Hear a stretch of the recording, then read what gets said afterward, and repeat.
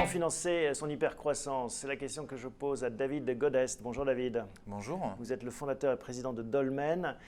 Un mot sur la croissance de Dolmen, justement. Quelle est-elle? Alors Dolmen est une société qui a été créée il y a 4 ans. Et depuis 4 ans, on fait plus de 100% de croissance par an.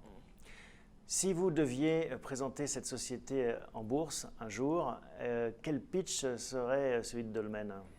Alors, Dolmen est une société qui édite un logiciel dans le SaaS qui permet à nos clients qui sont les commerçants, petits, moyens ou gros distributeurs français, de faire 3 choses.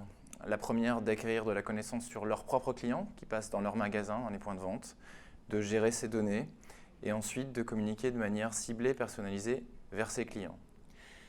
Et si vous deviez en effet séduire des investisseurs, lever beaucoup d'argent, ce serait pour faire quoi? Quel serait l'usage de ces investissements?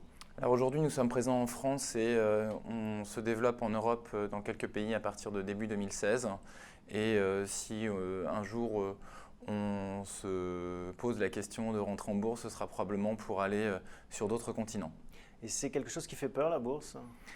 Pas plus que ça. En fait, ce qui est très intéressant, c'est de déjà peut-être anticiper une entrée en bourse en se structurant, en s'organisant de telle manière à ce que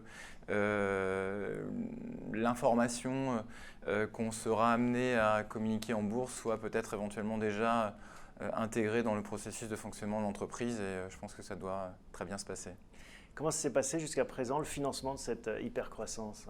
Aujourd'hui, ça s'est passé principalement sur fonds propres donc avec une ouverture du capital récente qui va nous permettre justement d'acquérir des positions sur un certain nombre de pays européens. Et auprès de quelle population? Business angel, fonds d'investissement? Private equity. Private equity.